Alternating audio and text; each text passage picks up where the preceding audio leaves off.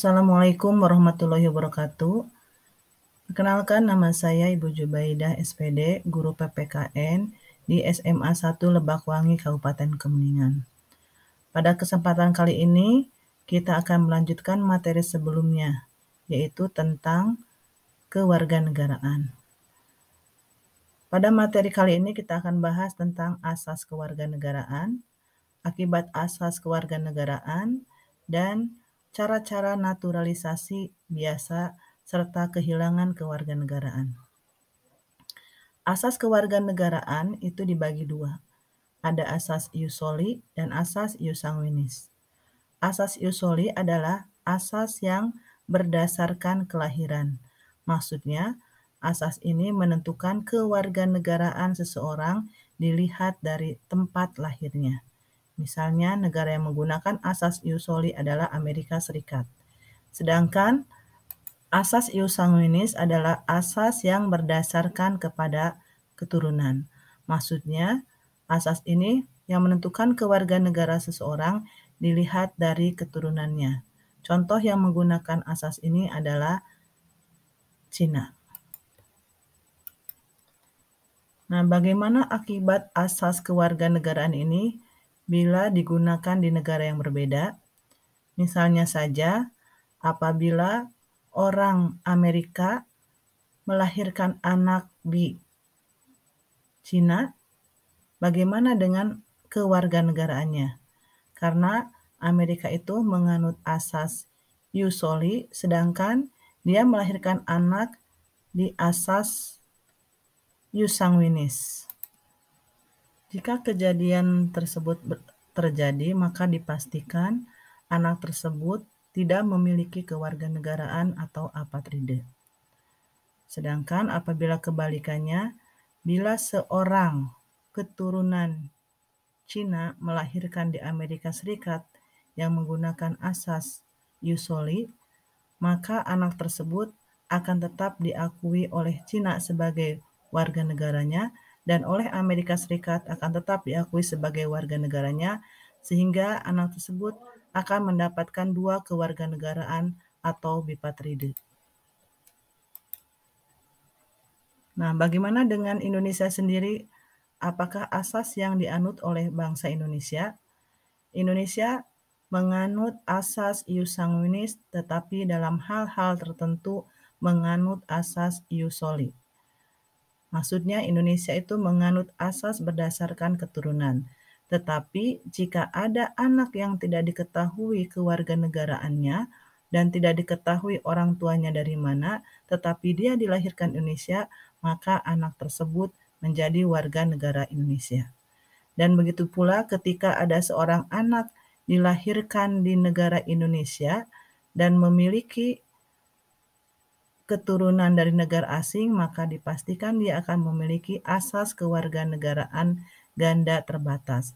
Maksudnya, sampai dengan usia 17 tahun, dia memiliki dua kewarganegaraan, tetapi setelah usia 18 tahun, anak tersebut bisa memilih kewarganegaraan.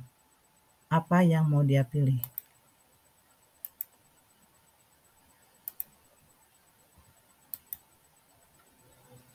Nah, selanjutnya kita akan bahas naturalisasi.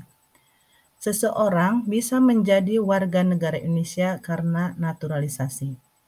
Naturalisasi itu dibagi menjadi dua, yaitu ada naturalisasi biasa dan naturalisasi istimewa. Naturalisasi biasa adalah pengajuan kewarganegaraan atas kemauan sendiri. Misalnya, seorang warga negara asing yang sudah lama tinggal di Indonesia ingin menjadi warga negara Indonesia tetapi dia tidak memiliki prestasi, maka dia bisa mengajukan pindah kewarganegaraan dengan cara naturalisasi biasa. Sedangkan naturalisasi istimewa yaitu pemberian kewarganegaraan kepada orang asing yang dianggap telah berjasa bagi negara Indonesia.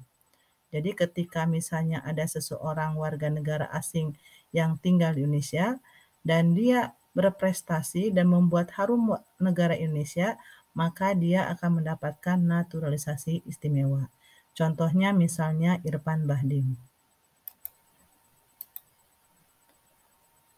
Untuk naturalisasi istimewa, orang yang bersangkutan tidak memiliki syarat apapun karena dia langsung ditawari oleh pemerintah. Sedangkan untuk naturalisasi biasa, karena dia yang ingin mengajukan maka memiliki syarat-syarat. Syarat-syarat dari naturalisasi biasa itu adalah yang pertama, berusia 18 tahun atau sudah menikah.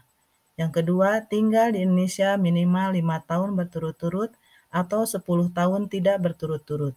Sehat jasmani dan rohani, dapat berbahasa Indonesia serta mengakui dasar negara Pancasila dan Undang-Undang Dasar Negara Republik Indonesia tahun 1945.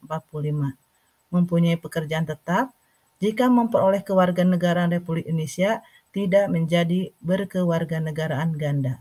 Maksudnya ketika dia diterima menjadi warga negara Indonesia, otomatis warga negaranya yang terdahulu harus dilepaskan.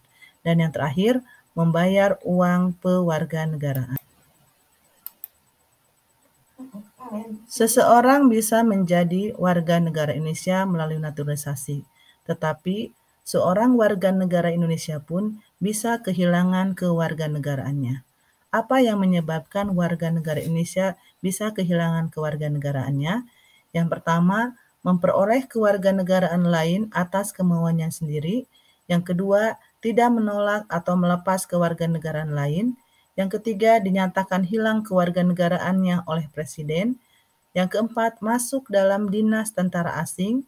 Dan yang kelima, secara sukarela mengangkat sumpah atau menyatakan janji setia kepada negara asing, tidak diwajibkan tetapi turut serta dalam pemilihan sesuatu yang bersifat ketatanegaraan, dan selanjutnya mempunyai paspor dari negara asing, serta bertempat tinggal di luar wilayah negara Indonesia selama 5 tahun terus-menerus, bukan dalam